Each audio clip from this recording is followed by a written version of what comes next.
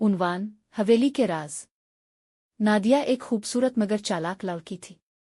इसे हमेशा अमीर लोगों की जिंदगी पसंद थी। वो जानती थी कि अपनी खूबसूरती और बातों से लोगों को मुतासिर करना इसे आता है। इसी ख्वाहिश में इसकी मुलाकात अहमद से हुई, जो एक बहुत बड़े कारोबारी खानदान का बड़ा बेटा था। अहमद नर्म दिल, शरीफ और जिम्मेदार इंसान था। इसने नादिया को एक अच्छी और सादा लड़की समझा और कुछ अरसे बाद दोनों की शादी हो गई। शादी के बाद नादिया एक शानदार हवेली में आ गई जहां हर आसाइश मौजूद थी। अहमद का एक छोटा भाई भी था, फहद।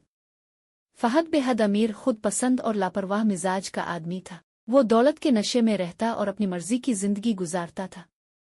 घर में सब जानते थे कि फहद का किरदार अहमद जैसा नहीं। शुरू में नादिया ने अपनी नई जिंदगी को खूब इंजॉय किया, मगर जल्द ही उसकी तवज्जो फहद की तरफ जाने लगी। फहद के पास महंगी गाड़ियां, दोस्तों की महफिलें और बेशुमार दौलत थी।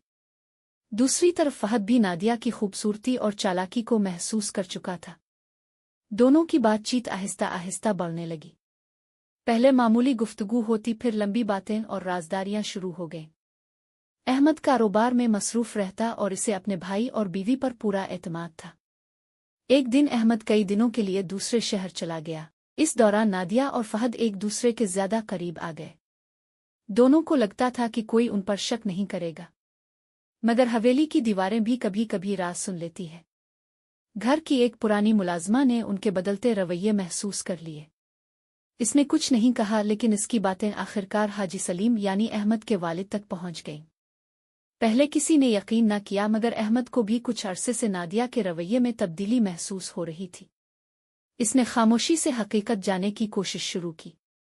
चंद हफ्तों बाद हकीकत सामने आ गई। अगरचे कोई ऐसा वाकया नहीं हुआ था जो खिले तौर पर सबके सामने हो, लेकिन दोनों के दरमियान बढ़ती कुर्बत और खुफिया मुलाकातों ने सब वाज़े कर दिया था।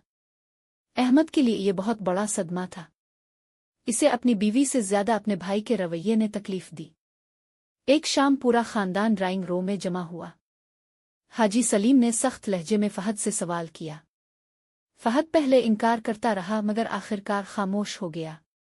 नादिया भी नजरें झुकाए बैठी रही। इस दिन हवेली में अजीब खामोशी छा गई। अहमद ने कहा, दौलत, खूबसूरती और ख्वाहिशात वक्ती चीजें हैं, मगर एतमाद टूट जाए तो दोबारा नहीं जड़ता। कुछ दिन बाद अहमद ने नादिया से अलहदगी इख्तियार कर ली। फहद को भी कारोबार से अलग कर दिया गया।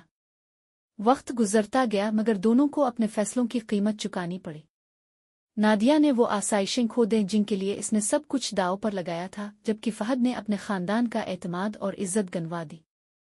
आखिरकार दोनों को समझ आया कि गलत नियतों से हासिल की गई खुशी ज्यादा देर कायम नहीं रहती, और बाज़ औक़ात एक लम्हे की ख्वाहिश पूरी जिंदगी का पछतावा बन जाती है। इख्तिताम।